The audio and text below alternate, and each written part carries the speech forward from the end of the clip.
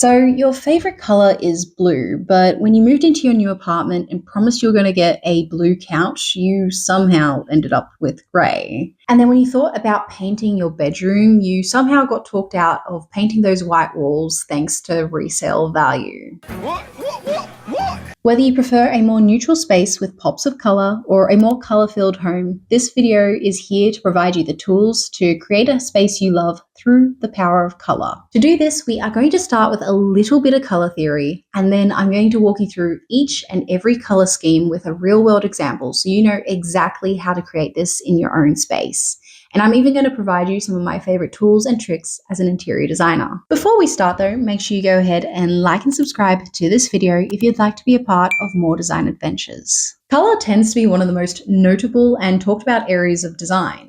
This is because it can create a wide set of emotions and even actions more than almost any other facet. You might have even heard that fast food restaurants use the color red because it promotes a sense of convenience, speed, and even hunger, whereas your local spa might use the color green to promote a sense of serenity. Wherever you look, color is being used intentionally, and our homes are no different. But to understand how to use color in our own homes, we need to look at the color wheel. The color wheel is a circular diagram of hues arranged by their chromatic relationship. It's comprised of primary, secondary, and tertiary colors. The primary colors are the foundation. You can't mix other colors to create them. The secondaries are made by mixing two primary colors together. So, for example, red and blue make purple. And the tertiary colors are created by mixing a primary and a neighboring secondary color. So, for example, red-orange or blue-green. The color wheel shows each color in their purest hue. However, there is an additional layer where you add in tint, tone, and shade. A tint is created when you add a white to a color, so think of a pastel. A shade is made by adding black to a color, so in this case, maybe think of a color like navy. And a tone is made by adding gray to a color.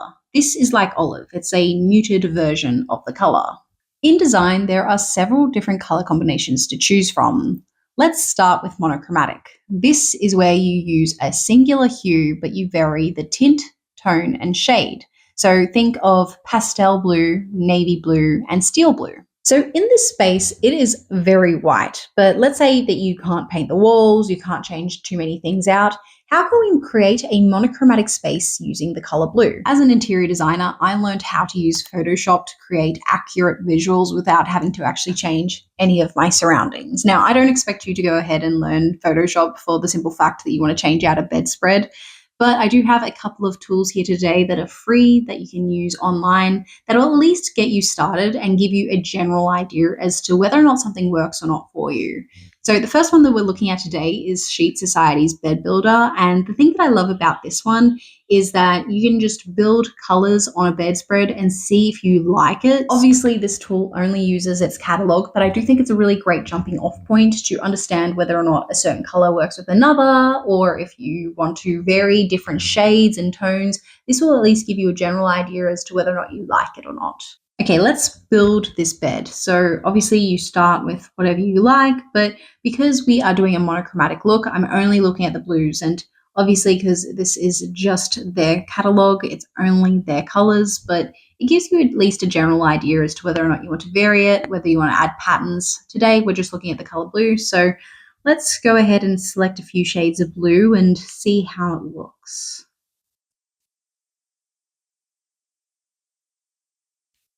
How long is this going to take? All right, so I'm pretty happy with this. It's got a few different shades of blue. It's even got some white to just tie back into the rest of the room. So I'm just going to put this into the room and Photoshop it in really quickly. Obviously, you don't need to do this, but I just want to give you guys a visual. Next up, we should probably add in a rug. Again, Photoshop is an option, but I don't expect you to learn it. So another great visualizer tool is Rug Direct. Of course, there's a couple out there, but this one I do really like because the dimensions are accurate. So a lot of the times if I am creating a space for someone online, I don't always get all the correct dimensions. So I can actually just go ahead and upload my image in, and then it's going to look at the space and generate the rugs for me. Of course, it's not perfectly accurate, But I do think it's a really great little tool to see what size rug you actually need. So I'm just going to go ahead and find a rug that I like. All right, I like this one, so we're going to go with this. As you can see, I've only done two very simple changes to this space, and now we've got a much more monochromatic styling happening here. My biggest tip with monochromatic is you have to decide whether or not you like high contrast or low contrast spaces. If you have a reference image of a blue room and it's all color drenched in blue, if you go ahead and grayscale that, does the grays all come up as different shades, or is it very flat? Is it all one color? If it's very flat, it means you like a low contrast space. So it means that you will want to choose blues that are all very similar to each other. If you liked a more high contrast space, so that means, you're going from pastel blue to navy blue, that means you like high contrast. So that means you have to vary your shades of your blues to ensure that you get the right monochromatic space for you. Our next color scheme is Analogous. This is where you select three colors that are directly next to each other in the color wheel and creates a varied yet harmonious design. We are looking at another bedroom, and here we can see that it has some reddish timber. So if you have some existing furniture that you just can't part ways with for whatever reason, you can actually allow that to dictate your color scheme. If you're struggling to figure out what color your furniture is, you can use an eyedropper tool. Now, of course, you could use Photoshop, but you can also go online and find some free software that'll do it for you. And all you do is you add in your photo and click the particular piece that you're wanting to find out what the color code is. And then when you get that color code, you can input that into Figma, which is another fantastic tool, especially for understanding color schemes, and see what particular colors will be exactly perfect to create your design. As you can see, I've imported this color into Figma, and I now have a variety of different palettes that I can choose from. So obviously we're using Analogous here, so I'm going to select that. And it now gives me a very accurate reading as to which colors I should be really looking for if I want to create this design. This time I'm going to start with the rug first. Personally, when I'm unsure as to what color palette that I want to do, sometimes I'll actually look for the rug and then dictate those colors based off what's in the rug. The reason I like doing this is that it ties everything in together and it always feels very harmonious, even if I hadn't come up with it myself. So let's find ourselves a rug here. So obviously I want it to be a little bit reddish, but also maybe have that yellowy tone. Okay, I like this one. It's a little bit more funky. Next, let's add some paint onto the walls. I personally like to use the Dulux color visualizer because a lot of my clients tend to go towards Dulux. It's very popular here in Australia. And so it's really just nice to go with the paint brand that you're most likely to use. And of course, you use their own catalog. So we can just select the color that we've discussed and we can just input it into the space and get a pretty accurate reading as to which color will work. Since we've gone ahead and already gotten some more of that red tone, I would like to add some more of that gold. Again, I'm going to vary the tint, tone, and shade so then it doesn't feel too flat. So I'm going to select this color here. I'm actually going to add this onto the ceiling as well. And the reason why is when you color drench a space, it ends up feeling a lot cozier. Whereas if you left the ceilings white, it kind of almost feels like you're putting a hat on top. You kind of end up cutting the room in half almost. Now, that's not to say that I don't like white ceilings. There's a great time and place for it. But here, I just feel like it needs to be a little cozier and warmer. So we're going to go with the paint on the ceiling as well. And let's add some more bedding to go with our color palette and some nice little changes of decor to finalize the look. Now, you might be looking at this and being like, Tash, you are using Photoshop. Mine is not going to look like this. And yes, I'm sorry, it's true, but I'm trying to show you exactly how to look. But if you really want to have a general understanding of whether or not a piece works together, what you can do is create a material board. So you can go onto Canva, even the free version, and you just import all of the different colors and materials and items that you would like to use all into just a blank document. And then you can just pair them all together and just see if it all works. Does it all look nice? Are the materials correct? Is the texture correct? Is the color the right color? Is it too orange? Is it too red? Is it too green? And this will give you a really good indication as to, okay, Have I selected everything that I think will work, or do I need to tweak a few things? So that's an alternative that you can use. But for this video, I'm going to show you guys the best that it can look because I can't help myself.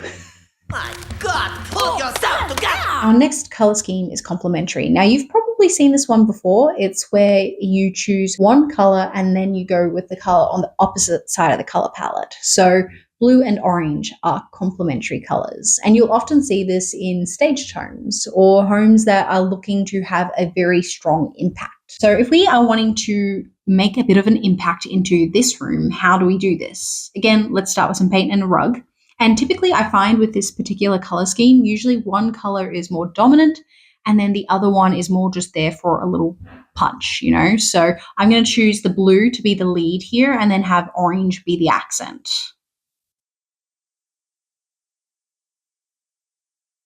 Another thing to note is that if you want as much contrast as physically possible, you need to play with the tint, tone, and shade. So as you can see here, I've chosen this muted blue. When I add in that color code into Figma, it ends up creating almost like a yellowy, muddy brown look for its direct, complementary color. So instead of this, I have opted for a clearer hue with this artwork that I've added onto the wall. And so then it will make it really, really pop. So you don't need to go with the most obvious shades and you don't need to go with the most brightest hues to create these looks. You can play around with it. It doesn't need to be exact. Obviously, Figma is a fantastic app for understanding where your complementary color is, but you don't need to use it specifically and as distinctly. You can play around and see what different effects you can create. A similar color palette to complementary is split complementary. So instead of going directly across the color palette, you're using the two adjacent colors from the direct complementary. So having looked back at this space, let's just add some little tweaks to make it look that way. Now, the thing that I do really like about a split complementary look is that it isn't as harsh or as impactful as a typical complementary palette. And so it feels a little bit more balanced and a little bit more inviting. And also it's a bit more varied as well. So as you can see, the complementary is a little bit more distinct and a little bit bolder, whereas the split complementary has a little bit more variety and just it feels a little bit more balanced for whatever reason. So it's a personal favorite of mine. Our next color scheme is Triadic. This is where you select 3 colors on the color wheel that are evenly spaced to create a triangle. So in our next space, we are going to use blue, yellow, and red. To start, let's add in a muted pastel yellow onto the walls and add in some different items to bring this palette together. As you can see, this palette is really bold and you don't see it too often, but if you're looking for a really fun and impactful space, even with softer hues, this is a great one to try out. We only have a few more to go. Our next one is double complementary or tetradic.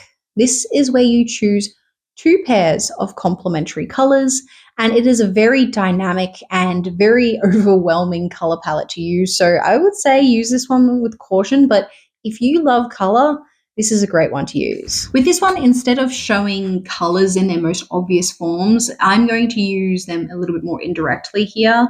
So I've got this dining room table that's more like an oak timber furniture, and we're going to use that as our version of yellow.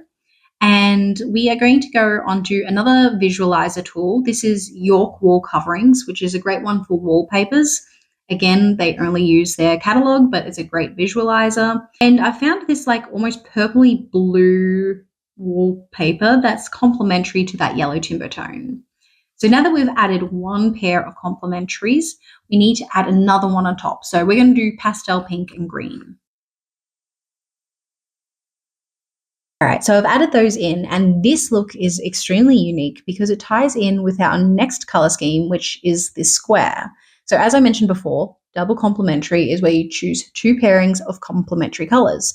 However, if you choose those 2 pairs and they are exactly across from each other and create a square, you create a square color scheme.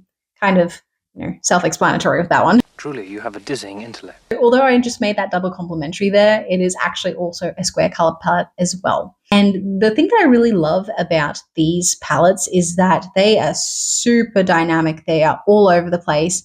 And honestly, most of the time when you look at a color palette, maybe there'll be 2 maybe 3 colors all shown. But to have 4 or more, that is when it starts getting very busy. So it is a fun one to use, especially if you're like a maximalist and you just love color. But I will say, word of warning, you need to be able to balance it. So as I said beforehand with complementary, usually there'll be one that kind of takes, the lead, and then the other one's a bit more of an accent. So if you don't want it to feel as busy, you should do this with the double complementary or the square as well. We are now at the final last 2 color palettes, and these are unique because you do not need the color wheel. Instead, we are focusing on neutrals, whites, grays, and blacks. So to start with, we'll go with the achromatic color scheme. And this is where you do not use any color at all, just white, gray, and black. This has been very popular, especially for modern builds. It creates a very sleek and clean, yet impactful and high contrast space. The only problem with this particular scheme is that there are a lot of things you kind of need to balance for. So if you have like cream flooring, sorry, that has to go. It doesn't work for an achromatic space. So you're breaking up with me because I'm too blonde? So this is great for like a new build where you can decide on every single aspect in the space, but it's kind of hard to achieve if you're working with something that doesn't allow for that. And that is where actually our final one can step in, which is our neutral color palette.